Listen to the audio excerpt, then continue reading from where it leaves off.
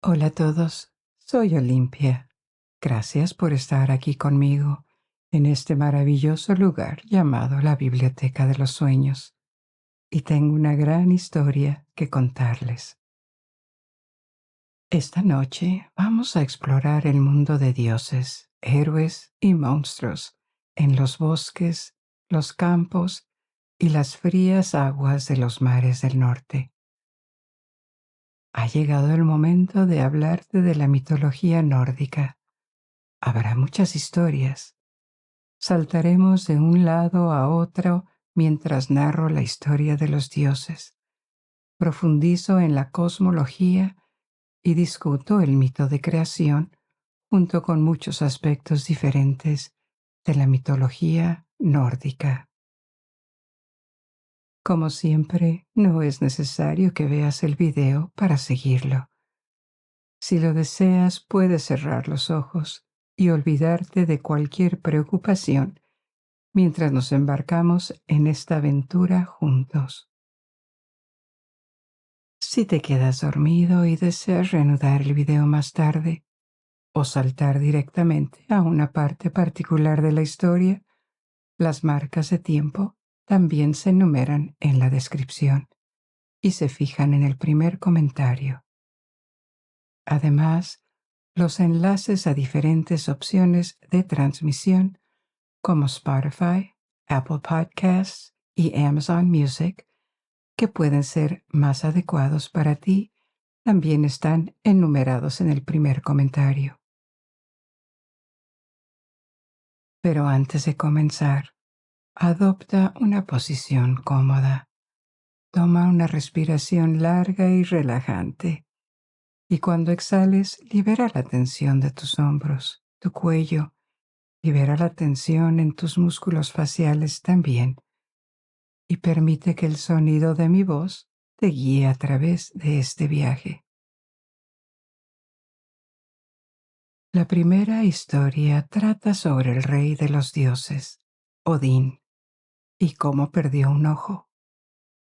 Odín era el gobernante de la tribu de deidades Aesir, un poderoso clan que incluía Thor, Tyr, Loki, Balder, Heimdall y muchos más. Su hogar era Asgard, uno de los 9 mundos y el más alto de ellos. Esto se debía a que todos los mundos estaban ubicados en las ramas del árbol del mundo, y Asgard estaba en la rama más alta y soleada. Pero Odín era diferente. No era el arquetipo de guerrero todopoderoso que gobernaba por pura fuerza física, como Thor. Odín también era un ávido buscador de conocimiento. Tenía la reputación de no jugar siempre según las reglas del honor o la justicia. Además, estaba tan absorto en la poesía y la búsqueda de la sabiduría como en el triunfo en los campos de batalla. A menudo abandonaba Asgard, viajando por el cosmos para perseguir sus objetivos. Su sed de conocimiento y descubrimiento era tal que estaba dispuesto a sacrificar casi cualquier cosa por alcanzarlos. Esta búsqueda insaciable lo llevó a descubrir el secreto de las runas. En el centro del cosmos estaba el árbol del mundo, Yggdrasil, sosteniendo los 9 mundos en sus ramas. Yggdrasil surgió de un estanque infinitamente profundo, el pozo de Urd. La misteriosa profundidad del estanque albergaba a muchos de los seres más poderosos y precursores del cosmos, tan enigmáticos y ocultos que eran desconocidos para los propios dioses de Asgard. Entre estos seres había 3 doncellas, las Nornas, que crearon el destino de todos los seres. Ellas le dieron forma a los destinos, tallando símbolos mágicos, las runas, en el tronco de Yggdrasil. Estas intenciones viajaron por todo el árbol por el poder de estas runas, llegando al mundo y a los individuos a los que estaban destinadas. Todos y todo en los 9 mundos, hasta Asgard, en la cima del árbol, se vieron afectados por el poder de las Nornas y sus runas. Desde su trono, Odín observaba a las 3 doncellas, y su deseo de adquirir su poder y sabiduría se hacía más fuerte cada día. Se obsesionó tanto que ningún sacrificio parecía demasiado grande para llevar a cabo esta tarea. Sin embargo, las runas no se revelarían a nadie más que aquellos que eran dignos de verlas, aquellos que habían demostrado su ausencia de miedo. Odín no podía verlas, tenía que demostrar su valía. Se colgó de una rama de Yggdrasil, se atravesó con su lanza y desde esta posición terriblemente precaria, escudriñó las oscuras aguas que tenía debajo. Prohibió que cualquier otro dios le ayudara. Aceptar ayuda habría invalidado su intento de demostrar voluntad de autosacrificio e intrepidez en su búsqueda para descubrir las runas. Miró y miró fijamente a las aguas, deteniéndose en el borde que separa a los vivos de los muertos. Después de un día todavía no había visto las runas. Pasó otro día, luego varios días, y las runas seguían negándose a revelarse. Sin embargo, al final del 9º día, cuando sus últimas fuerzas se desvanecían sin doblegar su voluntad, comenzó a percibir formas en las profundidades del estanque. Las runas finalmente habían aceptado la prueba de su intrepidez. Habían aceptado su sacrificio y comenzaron a mostrarse ante él. No solo revelaron sus formas, sino que también le permitieron ver y aprender los secretos que yacían dentro de ellas. Más allá de su forma física, Odín fijó rápidamente este nuevo conocimiento en su memoria ilimitada.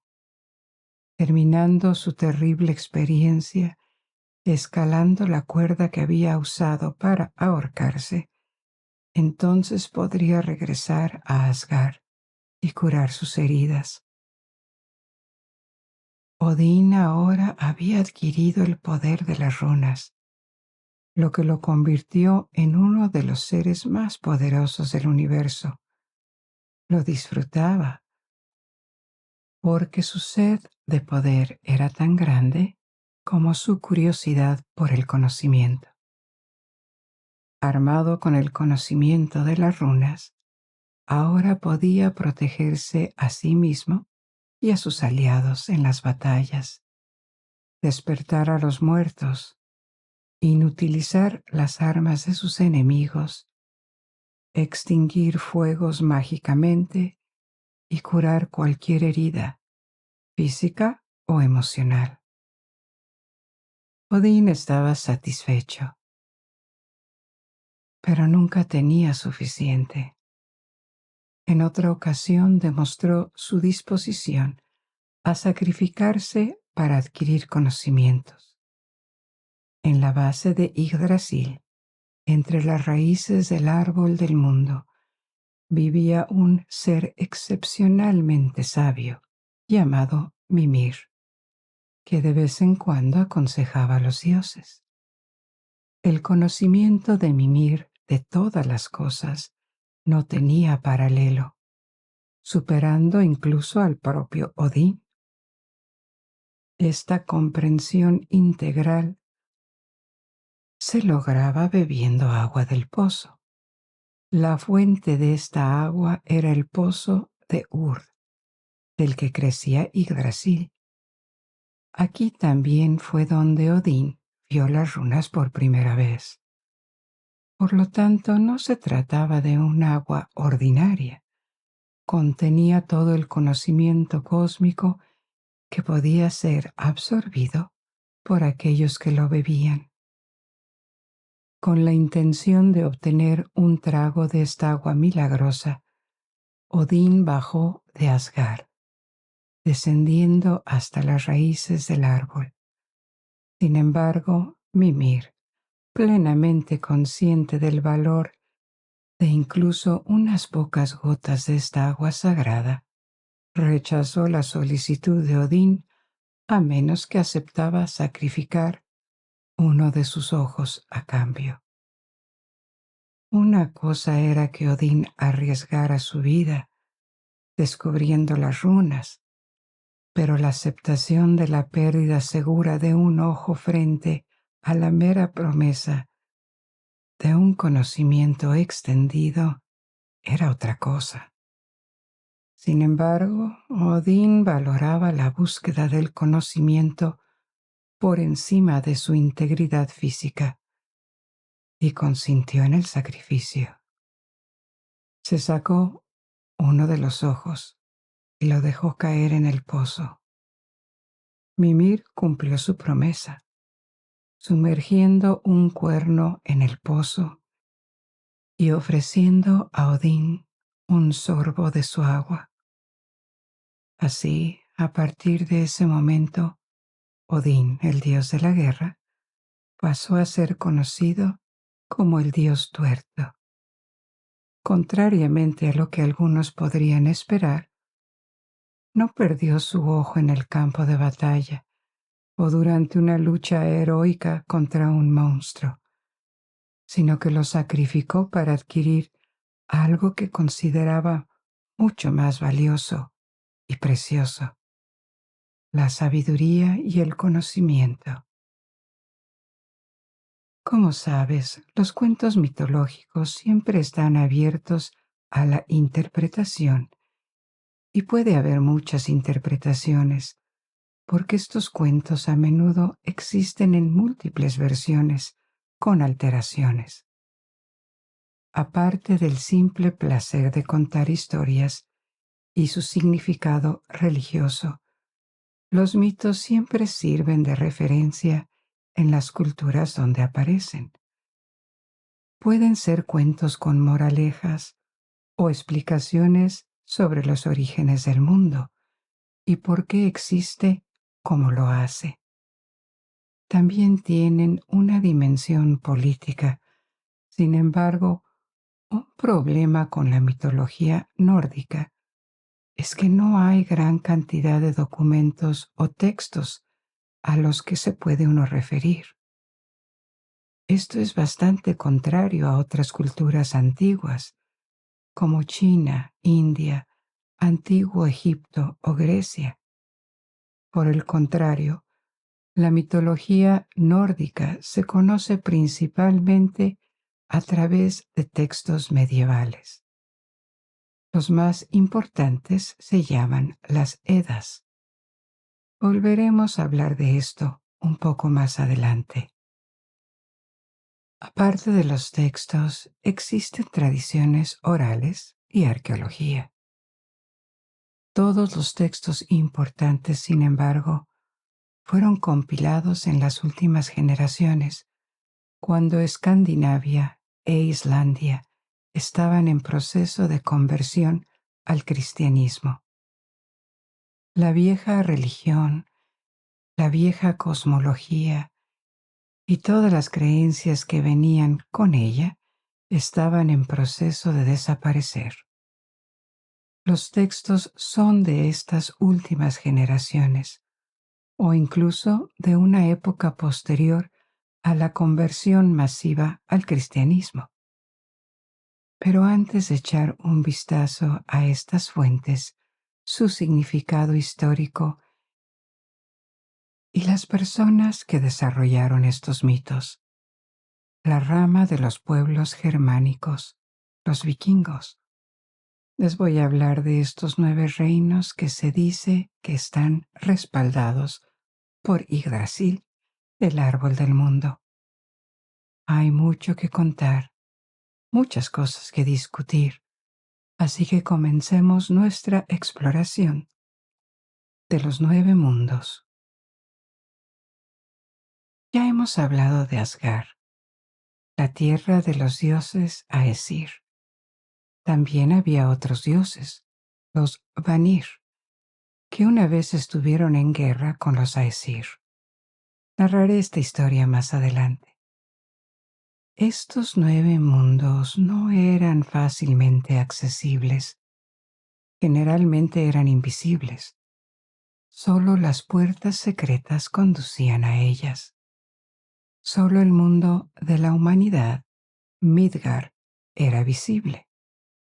Sin embargo, los otros 8 mundos podían a veces cruzarse con el mundo visible.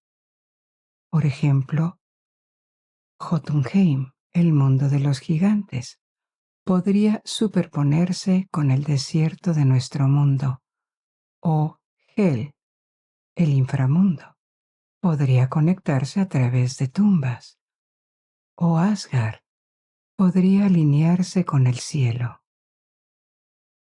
El número 9 se repite significativamente en la mitología nórdica, así como en los mitos de otros pueblos germánicos, que estaban estrechamente relacionados. No está claro por qué este es el caso. Podría deberse a que el calendario lunar tiene 27 días, un múltiple de 9, pero no hay una explicación definitiva por su fascinación por este número. La representación de las posiciones del mundo en diferentes niveles alrededor del tronco del árbol del mundo es puramente especulativa. Estas son interpretaciones modernas. Nada en las fuentes sugiere que estos 9 mundos estén físicamente colocados alrededor de un enorme árbol en las ramas. Podría haber sido metafórico o incluso simbólico, ya que realmente no se alinea con el concepto de superposiciones entre ellos. Cuando se describe Asgard como ubicado en el cielo, es probablemente que sea más espiritual o simbólico que físico. Asgard es ante todo la tierra, el recinto de los dioses Aesir, las deidades más famosas y probablemente las más importantes para los vikingos en su vida diaria. Eran los admiradores como ejemplos y adorados por diversos favores. Al igual que Dios, estas deidades a menudo se presentaban como modelos de orden y civilización. Los antiguos pueblos germánicos sostenían los conceptos de Inangard y Utangard. Inangard significaba los elementos ordenados, respetuosos de la ley y estables, escondidos literalmente dentro de la cerca. En contraste, Utangard representaba lo que había fuera o más allá de la valla y se caracterizaba por ser salvaje y caótico. Estos conceptos eran aplicables no solo a la geografía o a los mundos míticos, también tenían relevancia para la psique, para los pensamientos y para las acciones. Las cosas podían ser inangar, es decir, ocultas y bien pensadas, racionales y justificadas, o podían ser utangar, es decir, desordenadas y anárquicas. Asgard simbolizaba el Inangar, el modelo de la perfección ordenada. En otro mundo, Jotunheim, la patria de los gigantes, era exactamente lo contrario, un modelo de Utangar, lleno de caos e imprevisibilidad. Entre los dos, en algún lugar en el medio, con elementos de ley y civilización, pero también caos y desierto, se encontraba nuestro mundo, Midgard, conocido como el recinto del medio o la tierra del medio. Sin embargo, antes de profundizar en Midgard, contemos una historia sobre cómo se fortificó Asgard. Érase una vez el palacio de los dioses Aesir. Estaba indefenso en Asgard, lo que era una gran preocupación para Odín. Un día, un constructor llegó a Asgard y se ofreció a construir un muro alto que los protegería incluso contra enemigos formidables. El constructor afirmó que podía completar la tarea rápidamente, en solo 3 temporadas. Los dioses, a falta de alternativas, escucharon mientras exigía un precio exorbitante. Su pago sería la encantadora diosa Freya, la diosa del amor y la belleza, y además el sol y la luna. Si bien estaba dentro del poder de Odín entregar estos 3, tuvo que decidir si el precio valía la pena. Los dioses se aconsejaban entre ellos. Freya se opuso inmediatamente a los términos, ya que su destino estaba en juego, pero los dioses deseaban la protección de la muralla. Pensaban que siempre había tiempo para renegociar los términos más tarde. Y Loki tramó un plan.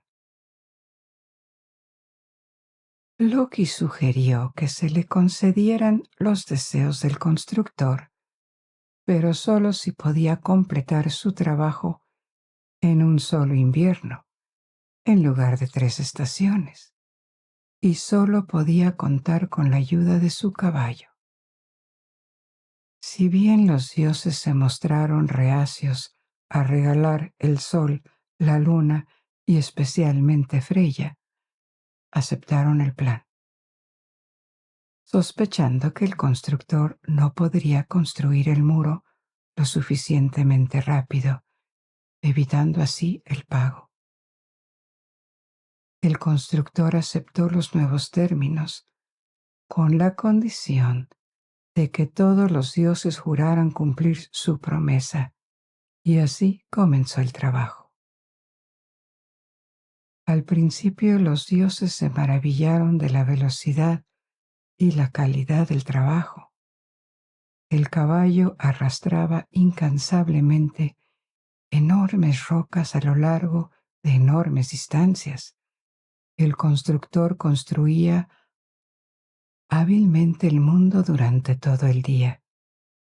Sin embargo, a medida que avanzaba el invierno, su asombro se convirtió en preocupación. A solo 3 días del final del invierno, solo quedaban por colocar las piedras alrededor de la puerta. La inminente posibilidad de tener éxito hizo que los dioses temieran, y su ira se volvió hacia Loki, quien estaba amenazado con la responsabilidad por la pérdida del sol y la luna, lo que podría conducir a la oscuridad eterna y a la encantadora Freya, que tendría que ser la novia del constructor. En consecuencia, Loki, conocido por ser el dios de las travesuras y el engaño, prometió encontrar una solución para salvar su vida. Ideando otro plan, Loki se transformó en una yegua. Cuando el caballo del constructor fue a buscar más piedras, apareció Loki. Distraído por el disfraz de Loki, el caballo se olvidó de las piedras y persiguió a Loki toda la noche. Por la mañana el caballo no se encontraba en ninguna parte. El constructor se dio cuenta rápidamente de que sin su caballo no cumpliría con el plazo, lo que deleitó a los dioses. Los dioses ahora dirigieron su ira hacia el constructor por haber estado tan cerca de adquirir el sol, la luna y la propia Freya. Por su audacia, recibió un golpe fatal del martillo de Thor. Sin embargo, los dioses no fueron los únicos vencedores en esta historia.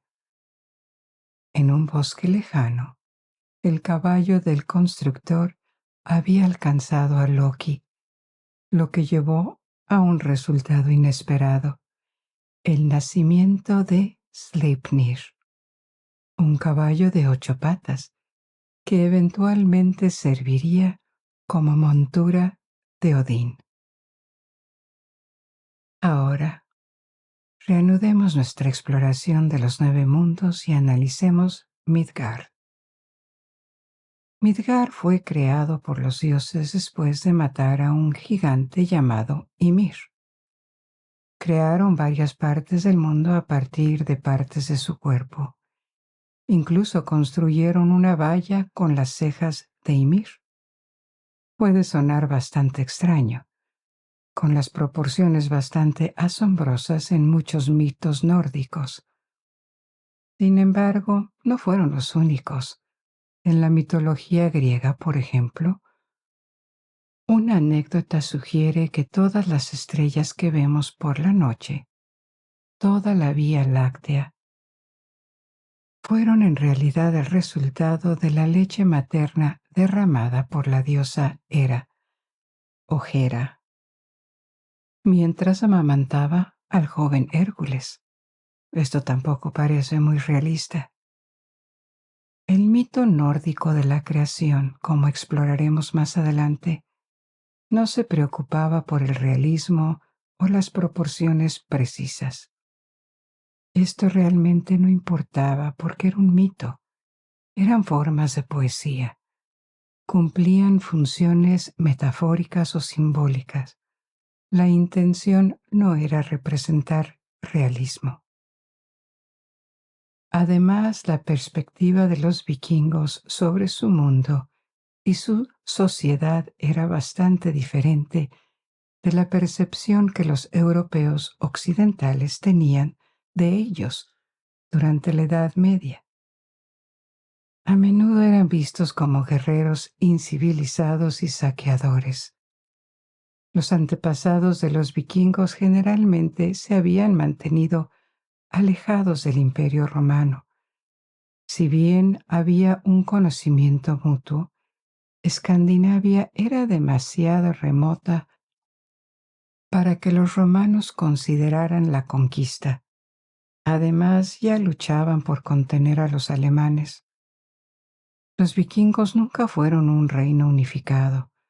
Más bien eran una colección de tribus, clanes y reinos más pequeños que formaban una área étnica y cultural en lo que ahora se reconoce como Dinamarca, Noruega, Suecia e Islandia.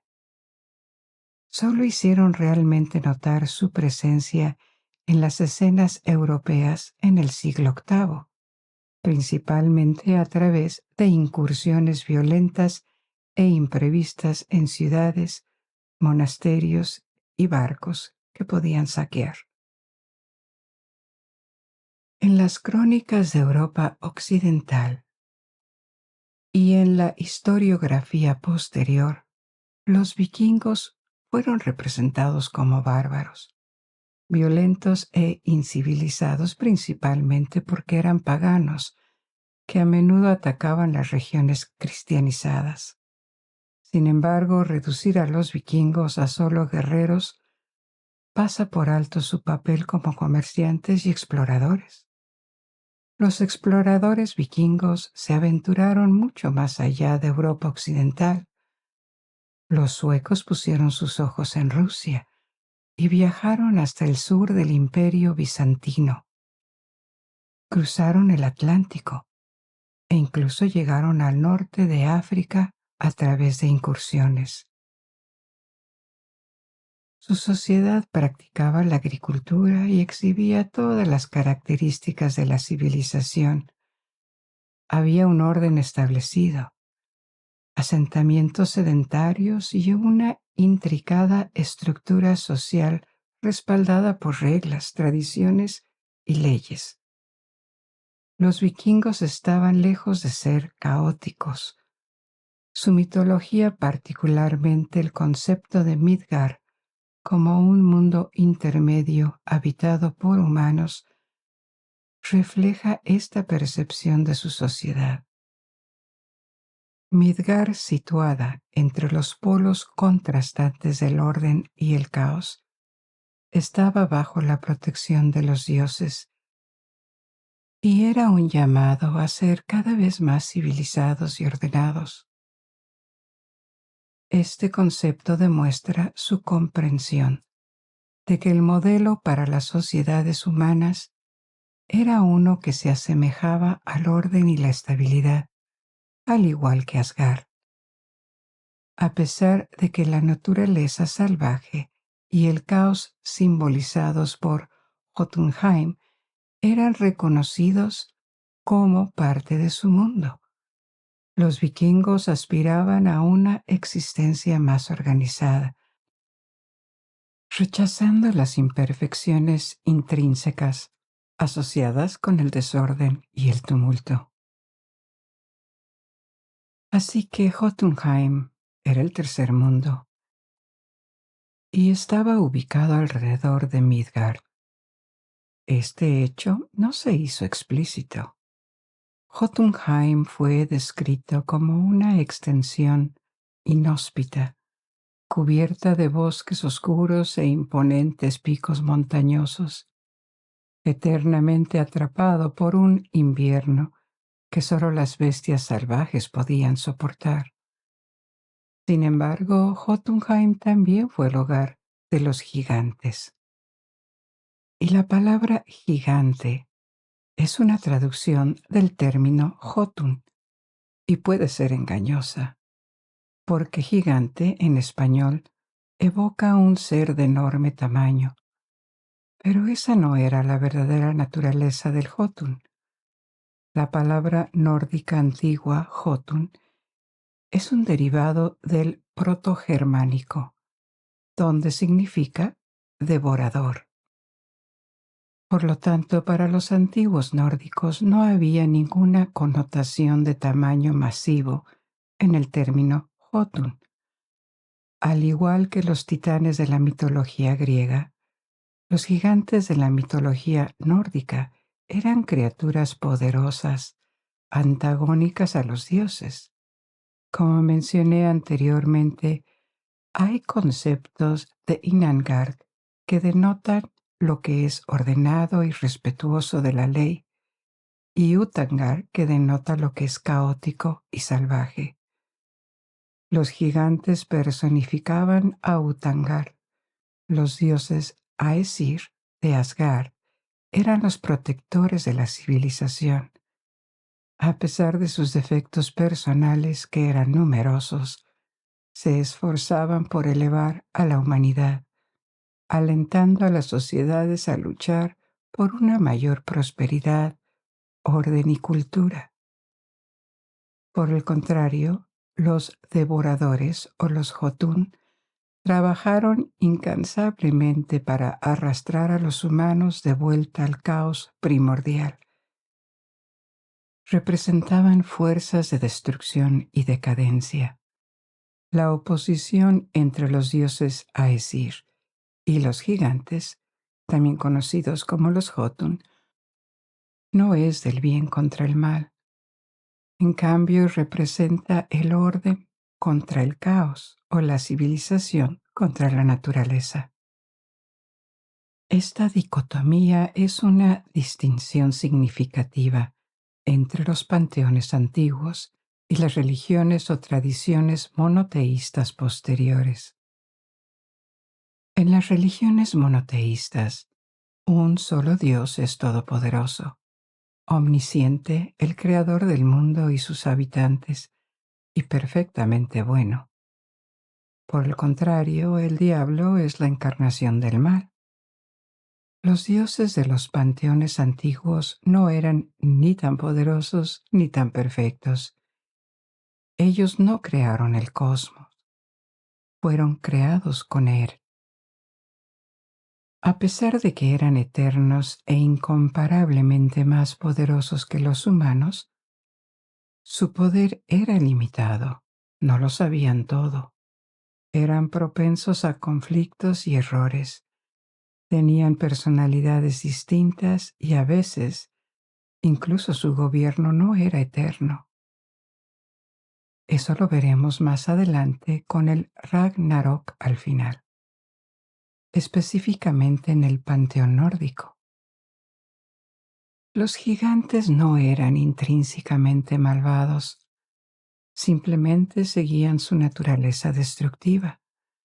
De vez en cuando, incluso, podrían desempeñar un papel útil, aunque sin darse cuenta.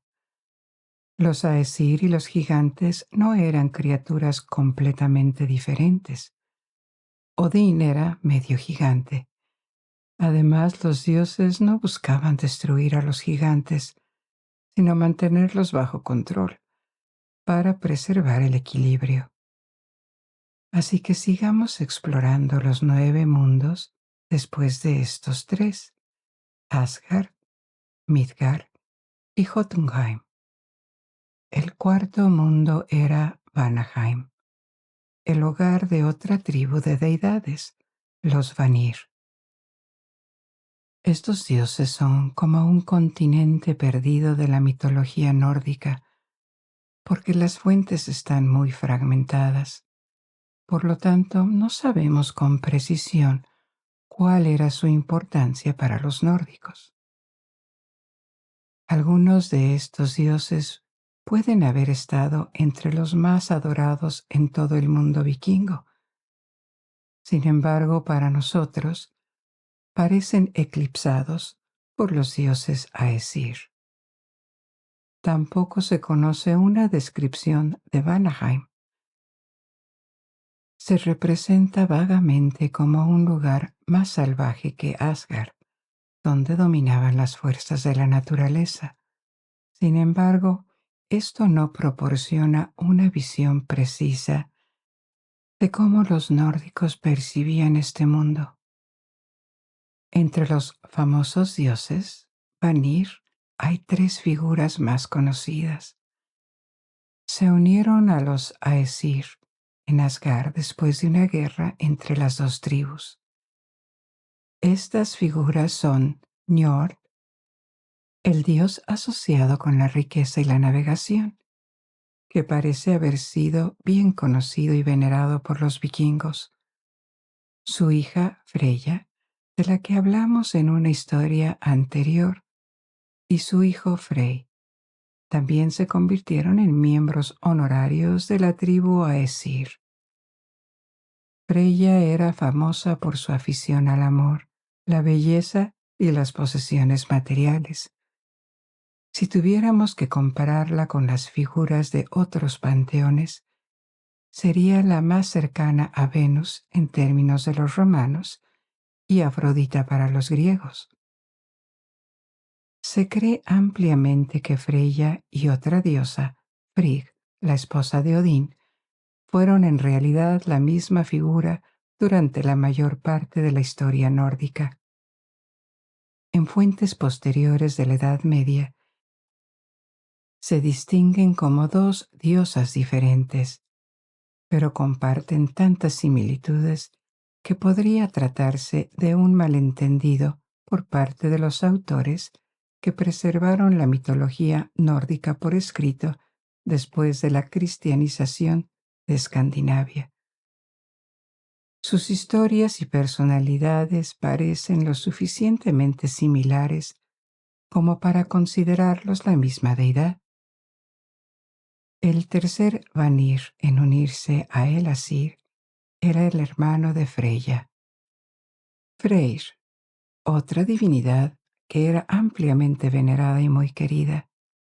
debido a que se le asociaba con la paz, la buena salud y la fertilidad, tanto agrícola para las cosechas como sexual. Se invocaba su bendición para las bodas y en la celebración de las cosechas.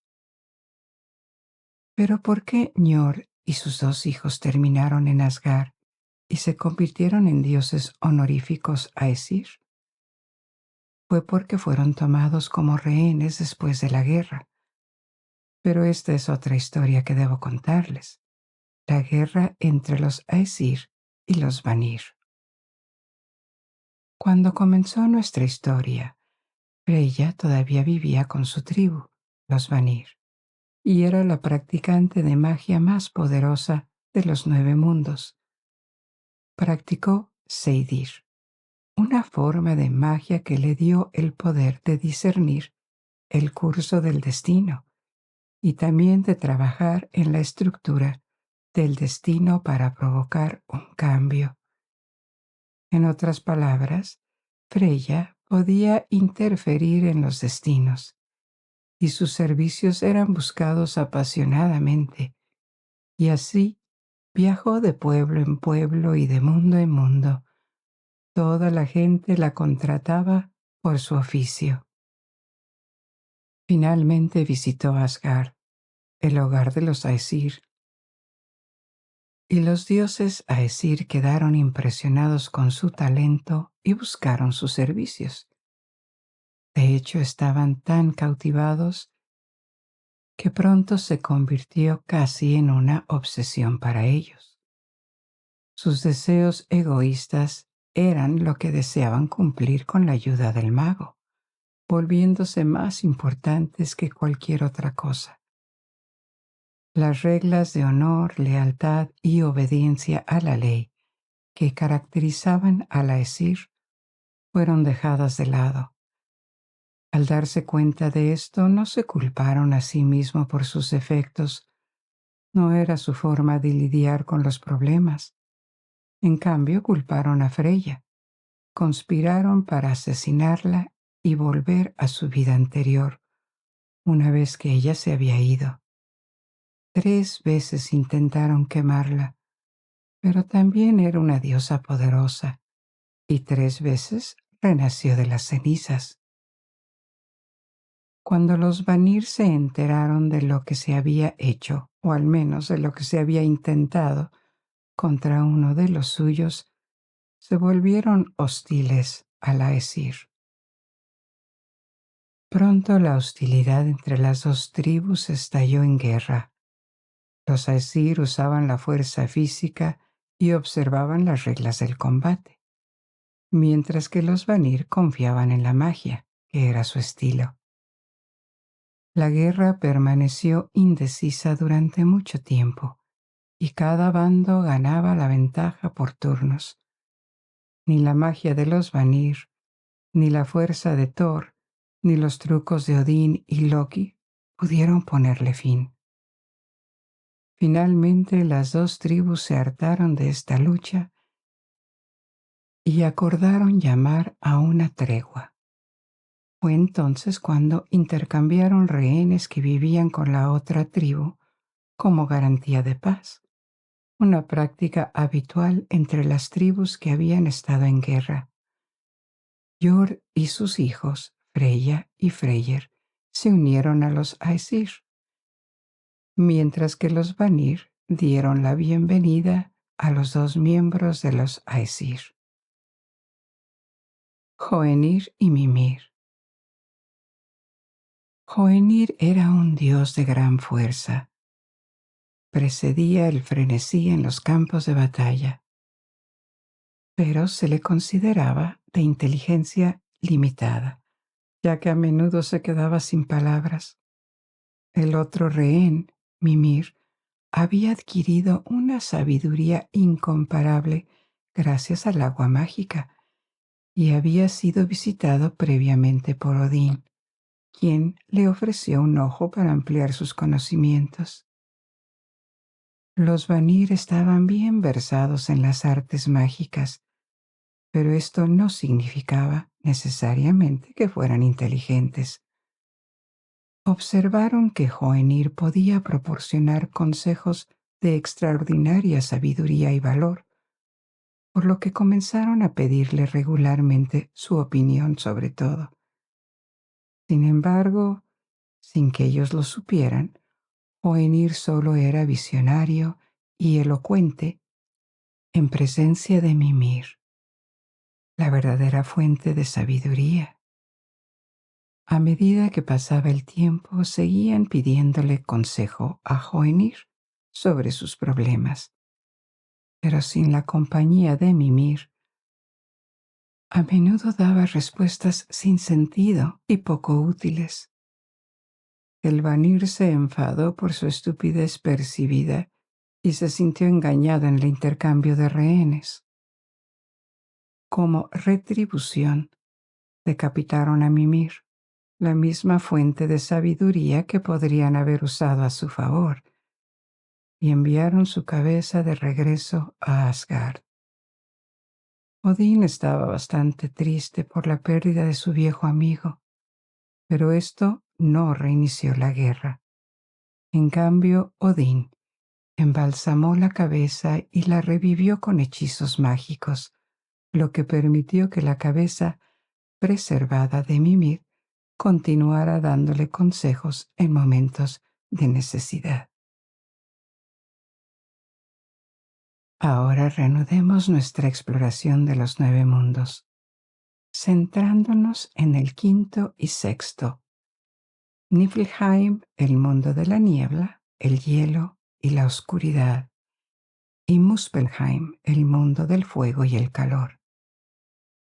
Estos dos eran cosmológicos opuestos y jugaban un papel importante en la creación del mundo y de todos nuestros seres vivos. Este cuento nos lleva a otra historia, el nacimiento del gigante Ymir, el antepasado de todos los gigantes y también de los dioses. Así que, ¿cómo empezó todo? Antes de que existiera cualquier criatura viviente, ni siquiera las plantas, el suelo o el cielo, había un abismo enorme, una extensión de oscuridad y vacío que existía entre Niflheim, la patria del hielo, y Muspelheim, la patria del fuego. Este estado duró eones cuando nadie existía, pero poco a poco, a lo largo del tiempo, la escarcha de Niflheim y las llamas de Muspelheim se acercaban cada vez más, encontrándose finalmente en medio del abismo. El encuentro de estos dos principios elementales puso en marcha la creación del mundo. El fuego derritió el hielo y las gotas se combinaron en Ymir, el primer gigante. Ymir era una criatura gigantesca y era hermafrodita, capaz de reproducirse sin pareja. Cuando dormía en el vacío del abismo, el primer residente de este vasto vacío, aparecieron otros gigantes, todos nacidos del cuerpo de Ymir. A medida que la escarcha continuaba derritiéndose, una segunda criatura nació de las gotas, una vaca. Alimentó a Ymir con su leche y se alimentó lamiendo el hielo que contenía sal, mientras la mía descubrió lentamente a otra criatura que estaba prisionera en el hielo, Buri, el abuelo de Odín y el primero de los dioses Aesir.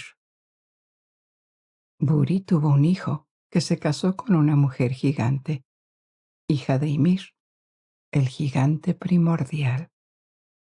Juntos tuvieron 3 hijos, Odín y sus 2 hermanos, todos mitad gigantes y mitad dioses. Odín y sus hermanos mataron a Ymir, y a partir de su cadáver construyeron el mundo. Formaron los océanos con su sangre, la tierra con su piel, la vegetación con su cabello y el cielo con su cráneo. Así, esta nueva era vio su primera primavera. Algún tiempo después, los dioses formaron al primer hombre y a la primera mujer a partir de troncos de árboles, marcando el comienzo de la humanidad. Pero muchos otros gigantes habían llegado a existir del cuerpo de Ymir antes de que fuera asesinado, y estos gigantes se habían multiplicado.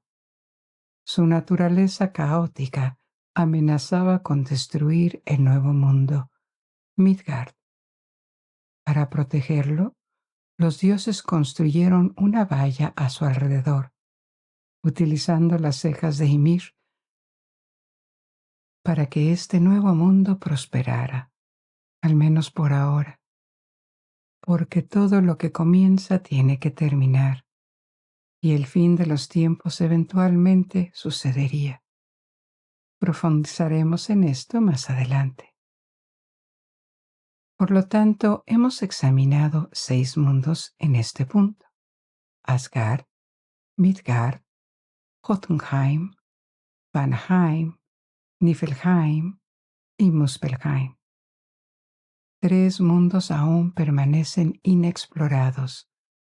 2 de ellos albergan criaturas extraordinarias. Alfheim, el mundo habitado por los elfos. Los elfos, seres parecidos a semidioses, eran luminosos y más hermosos que el propio sol. No se conocen descripciones de su tierra natal, pero uno podría imaginarla como un lugar lleno de luz y belleza. Alfheim contrastaba con Nidavellir o Svartalfheim, el mundo subterráneo de los enanos.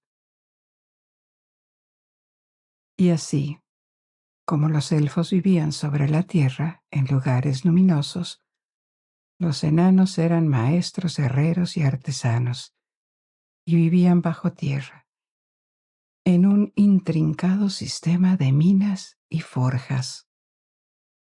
Y finalmente el noveno mundo, el inframundo, era conocido como Hel o Helheim, el reino presidido por la feroz dios Hel. Este lugar se consideraba subterráneo, similar a las tumbas. Sin embargo, no debe llevarnos a percibirlo como un lugar de tormento similar al concepto cristiano del infierno. La similitud en el nombre Hel, H-E-L, y la palabra en inglés moderno, Hell, no es una coincidencia. Ambos comparten una raíz en la lengua protogermánica, un ancestro del nórdico antiguo y el inglés antiguo. Se creía que la intención original de la palabra significaba oculto, aludiendo al inframundo. Parece plausible que cuando los misioneros cristianos llevaron el cristianismo a los anglosajones, usaran la aproximación más cercana al inglés antiguo para describir el reino de Satanás. Posteriormente, el término llegó a significar infierno cristiano en inglés. A pesar de las similitudes en el nombre, la naturaleza de estos 2 mundos variaba notablemente. En la región nórdica, el infierno no era un mundo al que se enviaba a los individuos como castigo después de morir. En cambio, se describió neutralmente como un lugar donde uno continúa su existencia después de la muerte, participando en actividades cotidianas como comer, beber, dormir y pelear. Todos estos mundos, sus funciones, sus ubicaciones, sus historias, aparecen en las diversas fuentes que nos dan acceso a la mitología nórdica. Sin embargo, estas fuentes pueden entrar en conflicto, ya que se originan en diferentes lugares y periodos. Como toda mitología, La mitología nórdica no era fija, evolucionó con el tiempo. Teniendo en cuenta las fuentes disponibles, varias son las más completas y fundamentales para nuestra comprensión moderna. Se trata de textos de Islandia, en concreto, de las Edas. En primer lugar está la Edda poética, una colección de poemas preciosos por su presentación sistemática de la cosmología y la mitología nórdicas antiguas.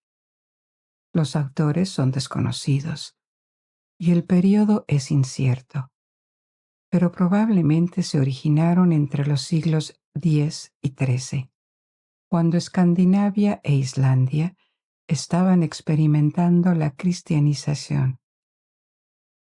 Pero las creencias nórdicas antiguas persistieron. Otra fuente primaria es la Edda en prosa, un tratado del siglo XIII escrito por el erudito irlandés Snorri Sturluson. Aunque es rico en información, es postcristiano y muchos eruditos creen que sus interpretaciones y cuentos contienen rastros del nuevo orden mundial prevaleciente. También existen varios textos históricos, las sagas de la Islandia medieval. Estas narraciones entretejen hechos reales con leyendas y referencias mitológicas, ofreciendo una mayor comprensión. Otros documentos incluyen compilaciones medievales de historias de Dinamarca y Alemania, como el Nibelungenlied. A veces la literatura anglosajona antigua, como el poema épico Beowulf, ayuda a corroborar otras fuentes. Más allá de la literatura, la arqueología proporciona una fuente no textual esencial. Los hallazgos arqueológicos no narran historias en sí mismas, pero apoyan los textos con su iconografía y la nomenclatura antigua de los lugares. Ya les he hablado de varios dioses del panteón nórdico: Odín, su esposa Freya, también conocida como Frigg, y su hermano Freyr. Ahora examinemos algunos otros dioses nórdicos prominentes. Comprensiblemente, hay docenas de personajes y numerosas historias que podría compartir, lo que significa que tuve que omitir varias historias potenciales esta vez. Probablemente ya estés familiarizado con otro famoso dios nórdico, Thor. Thor personificó el arquetipo del dios guerrero, representando la figura ideal a la que deben aspirar los guerreros humanos. Era valiente, con un fuerte sentido del deber y un inmenso poder, ayudado por su cinturón mágico de fuerza y su poderoso martillo. En innumerables episodios, Thor lucha contra los Jotun, los gigantes. Se desempeña como defensor de Asgard y protector de la humanidad, a menudo enfrentándose a varios monstruos. De particular interés es su feroz batalla con una enorme serpiente marina llamada Jormungandr, tan grande que rodea Midgard. Curiosamente, mientras Thor actuaba como la principal defensa contra los Jotun, su linaje era 3/4 partes Jotun. Su padre Odín era mitad Jotun y su madre era de ascendencia gigante. Otro dios notable es Loki, un personaje a menudo asociado con la ambigüedad. Su padre era un gigante, no un dios, y Loki era más famoso por sus trucos y su desprecio por el bienestar de otros dioses. Frecuentemente representado como un villano, tenía poca consideración por las normas sociales o la reputación, Estaba más centrado en la autopreservación y con frecuencia se le caracterizaba como un cobarde. Los pocos casos en los que fue útil, por ejemplo en la historia sobre el mundo de Asgard, se vio obligado a contribuir. Loki también podía desafiar lo que podríamos llamar las leyes de la naturaleza. Engendró monstruos como Jormungand, la serpiente gigante enemiga de Thor, y se convirtió en madre cuando se transformó en yegua.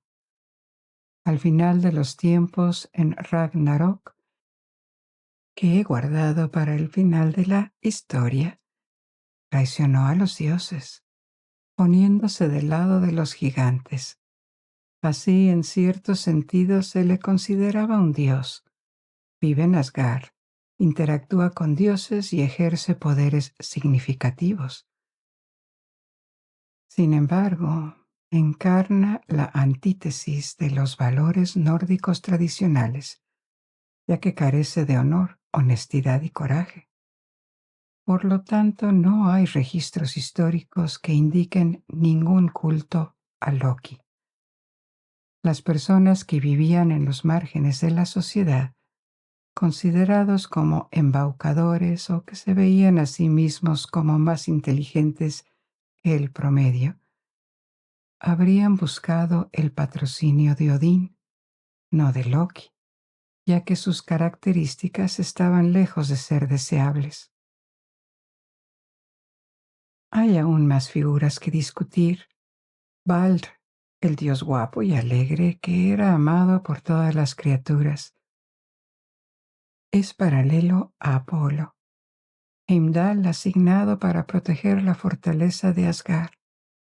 Residía en una vivienda en lo alto del Bifrost, un puente arcoíris que conectaba con Asgard. Tyr, otro dios de la guerra, presidía los asuntos de ley y justicia.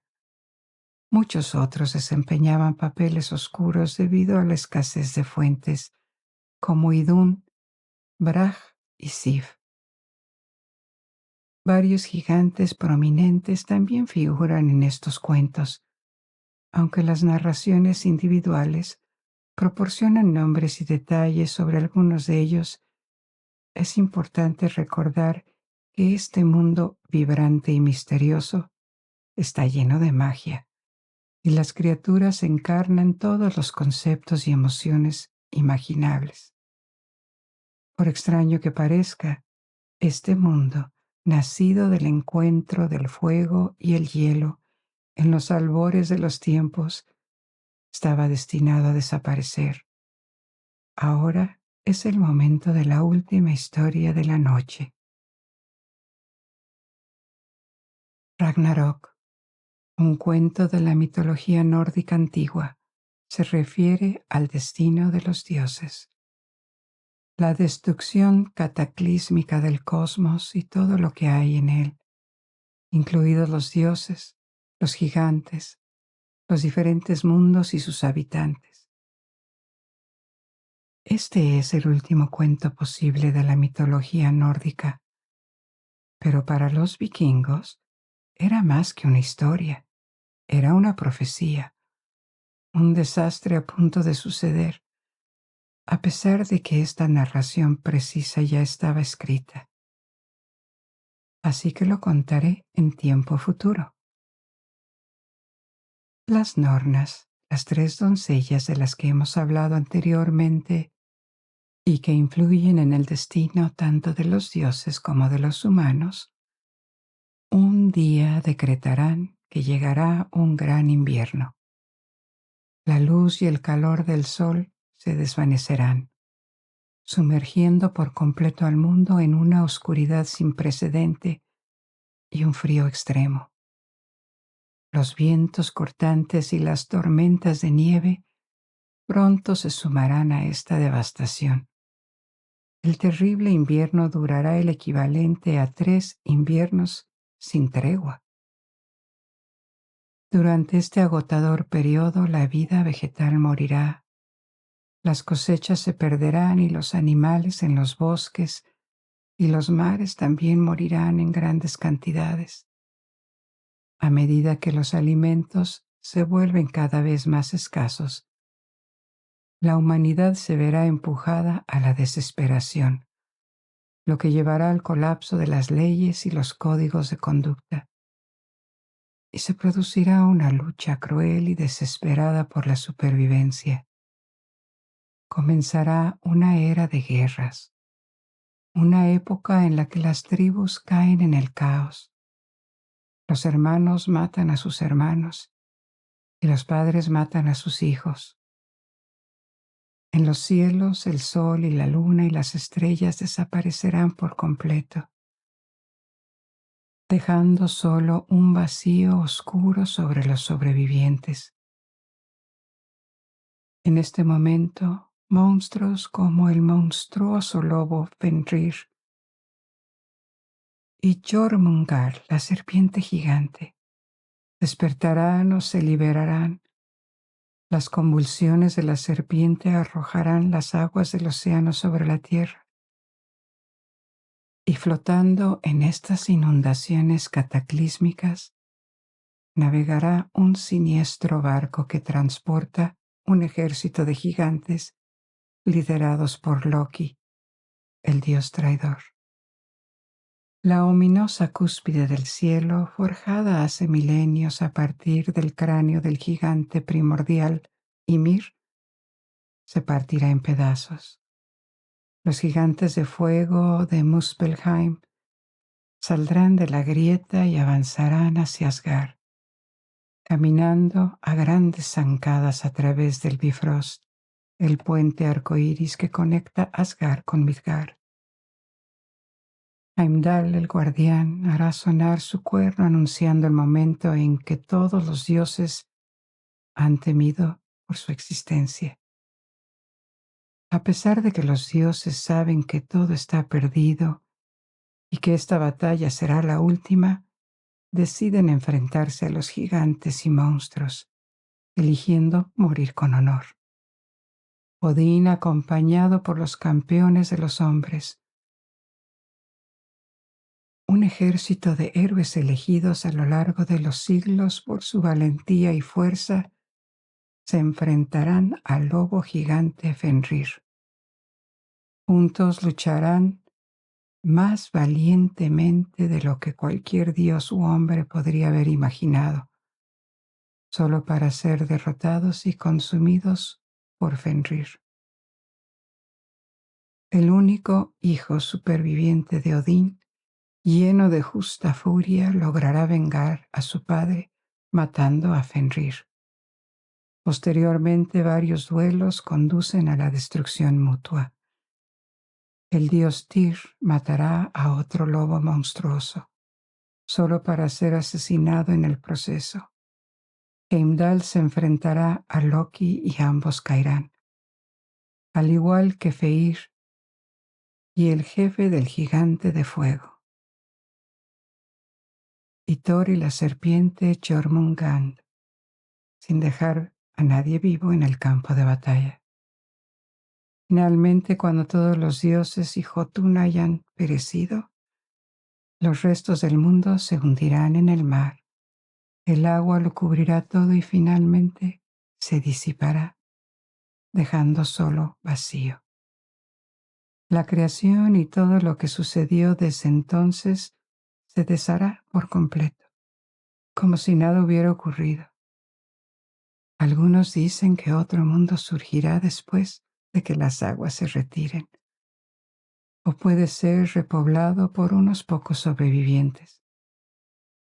Alternativamente, si el vacío lo reemplazó todo, la escarcha de Niflheim y las llamas de Muspelheim pueden chocar, lo que significa el comienzo de una nueva existencia. Hemos llegado al final de nuestras historias de esta noche. Todo está perfectamente tranquilo, ya sea para dormir o elegir otra de mis historias. Y hasta que nos volvamos a encontrar, descansa, duerme bien